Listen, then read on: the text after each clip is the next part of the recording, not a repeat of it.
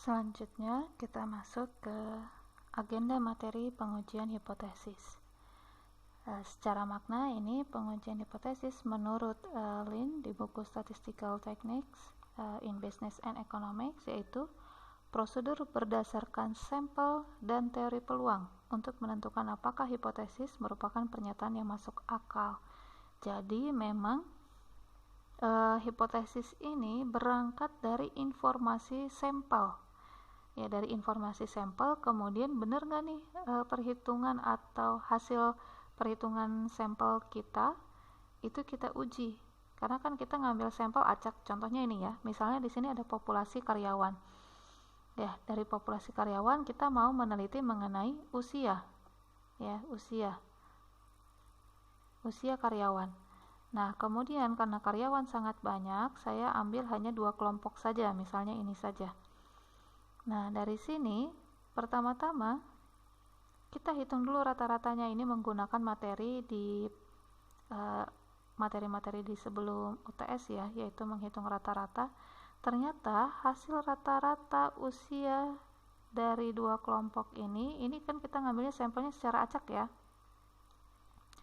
Itu ternyata rata-ratanya adalah 40. Usianya adalah 40, rata-rata usia dari sampel. Ya. Ini rata-rata dari sampel karena X bar ya, menggunakan huruf alfabet, berarti dia merupakan sampel ya. Nah, kemudian saya membuat hipotesis. Membuat hipotesis dulu ya. Saya membuat hipotesis bahwa saya menduga bahwa rata-rata umur dari seluruh karyawan atau dari populasi itu adalah 50 tahun. Jadi, hipotesis itu akan selalu mengenai populasi. Sedangkan untuk pengujiannya, uji hipotesisnya itu menggunakan data dari sampel. Jadi hipotesis itu pasti mengenai populasi. Saya menduga bahwa rata-rata usia karyawan di sini adalah usianya adalah 50 tahun. Kemudian akhirnya saya ambillah sampel. Di sini anggaplah dari total berapa kelompok gitu ya, atau misalnya nih ya, atau umumnya saja deh, ini misalnya adalah unit ya, per elemen. Ini berarti kita punya 7 orang. Saya ambil sampel 2 orang. Ternyata dari 2 orang ini rata-ratanya adalah 40. Nah, ini rata-rata sampel ini kita hubungkan dengan hipotesis kita.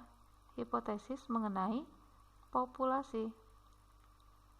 Yaitu tadi kita mengenai populasi, kita duganya 50 tahun.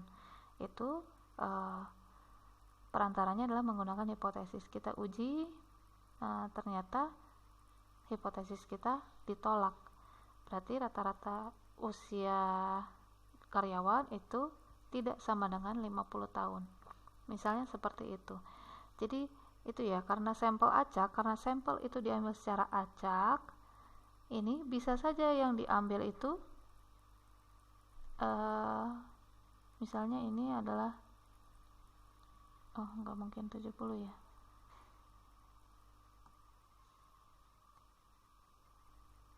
Misalnya saya ambil datanya di sini.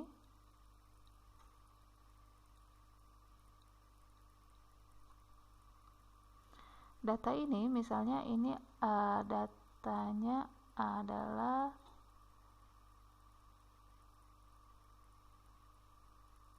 yang ini usianya 60, yang ini usianya 20 misalnya. Ya jelas rata-ratanya 40.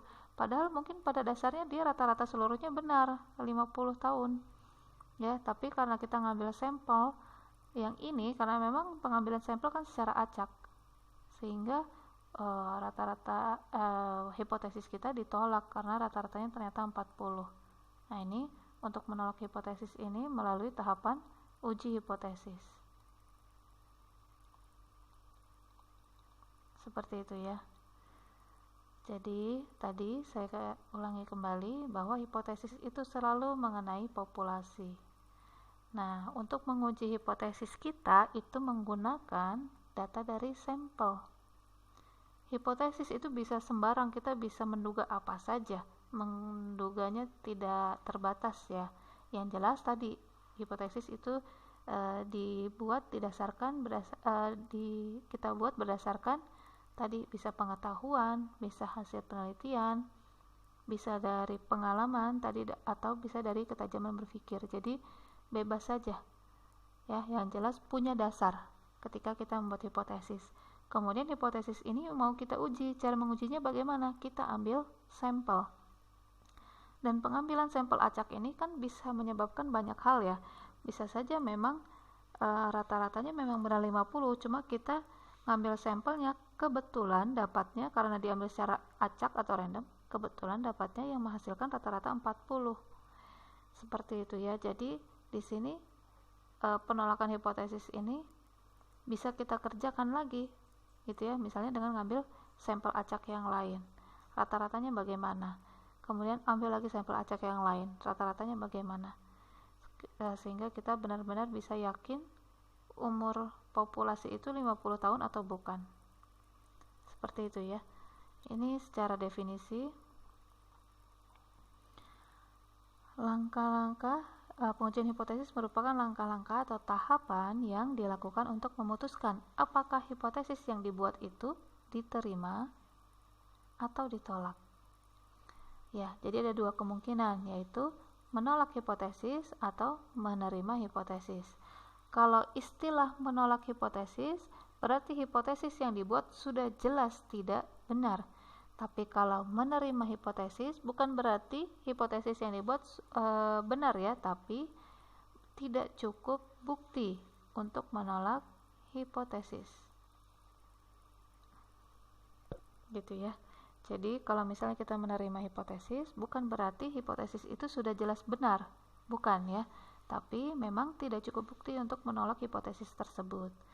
Nah, pada umumnya statistikawan atau para peneliti itu lebih sering mengambil hipotesis yang diharapkan untuk ditolak, karena ketika menolak hipotesis sudah jelas-jelas dia tidak benar kan, sudah jelas-jelas data itu dugaan itu salah gitu ya.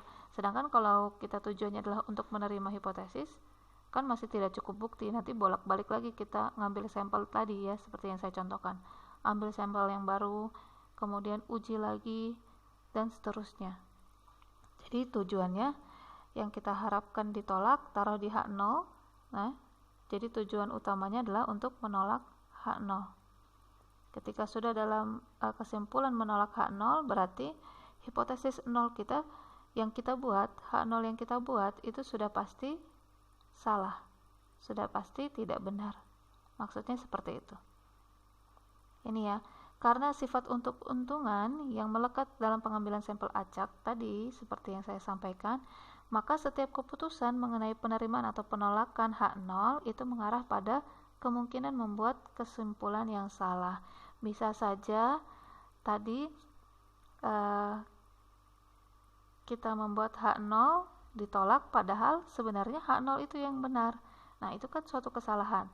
Atau kita menerima H0 padahal si H0-nya itu sebenarnya adalah salah, maka itu juga kesalahan ya, kesimpulan yang salah.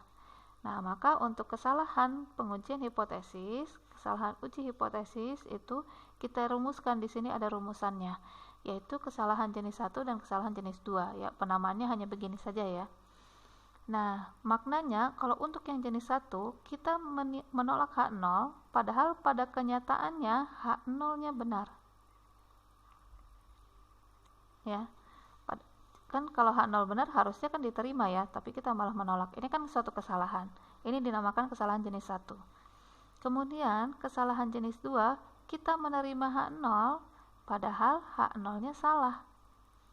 Kenyataannya H0-nya salah. Maka harusnya kan kita menolak H0, tapi malah kita terima. Ini disebut dengan kesalahan jenis 2. Ini ya, peluang kesalahan jenis 1 ini adalah peluang bersyarat. Ketika sudah diketahui H0 benar malah kita tolak, itu disebutnya kesalahan jenis 1. Nanti peluang ini yang disebut dengan alfa, simbolnya alfa, atau disebut juga dengan taraf nyata atau taraf signifikan. Sedangkan untuk yang ini kesalahan jenis 2 peluangnya nanti disebutnya sebagai beta, ya, istilahnya beta saja ya, yaitu dimana H0-nya sudah diketahui bahwa H0 salah, malah kita terima H0-nya. Ini kalau dalam bentuk tabel seperti ini ya. Jadi ini keputusannya yang kuning adalah keputusan kita dari setelah menguji. Kemudian ini yang biru ungu ini adalah keadaan yang sesungguhnya, yang sebenarnya. H0 benar malah kita tolak, otomatis salah kan, harusnya kan diterima. Nah, menerima H0 ini keputusan yang tepat, peluangnya sebesar 1 min alfa. Tadi alfa disebut taraf nyata atau taraf signifikan, itu adalah peluang kesalahan jenis 1. Nah, ketika sesungguhnya H0 salah, itu kan harusnya kita tolak. Ya, kalau kita tolak berarti itu keputusan yang tepat. Peluangnya sebesar ini. Keputusan yang salahnya disebut dengan beta. Nanti yang kita gunakan adalah alfa ini ya. Jadi, nanti kita mau cara menggunakan kesalahan ini ya. Jadi, kita targetkan kesalahan yang kita lakukan itu peluangnya sebesar berapa? Peluang saya melakukan kesalahan itu misalnya saya katakan pengennya 0,05 lah atau 5%. Nah, ini kayak semacam margin of error-nya ya. Kemungkinan salahnya saya mau membuat kesalahannya hanya sebesar 5%. Ya, yaitu kalau di sini alfa ya. Jadi yang beta ini tidak kita gunakan dalam pengerjaan soal, yang kita gunakan hanya alfa saja. Yaitu ketika H0 benar malah kita tolak. Ya. Jadi dugaan kita H0 akan selalu benar, tapi malah kita tolak. Nah, kesalahannya saya pengen membuat kesalahan menolak H0 ketika H0 benarnya hanya sebesar 5%. Seperti itu. Jadi nanti ini alfa itu biasanya ditentukan oleh peneliti, atau kalau dalam soal biasanya memang sudah diketahui ya, tidak ditentukan sendiri. Tapi kalau dalam penelitian, kita punya penelitian sendiri, itu ya kita yang menentukan sendiri berapa besar keputusan berapa besar taraf signifikan atau kesalahan jenis 1 ini. Ini adalah terminologi dalam pengujian hipotesis, bisa silakan dibaca ya. Tadi H0, H1 sudah taraf nyata ya. Kesalahan tipe 2, kemudian ada juga yang disebut dengan statistik uji. Nanti ini adalah variabel acak yang kita hitung untuk menguji hipotesis. Kemudian ada istilah daerah kritis atau penolakan. Ini nanti kalau misalnya bilangannya masuk ke daerah ini, berarti H0 ditolak. Nilai kritis itu titik perbatasan dari daerah kritis ini. Ya, suatu hipotesis dikatakan signifikan jika menghasilkan penolakan hipotesis 0. Seperti itu untuk pengujian hipotesis ya.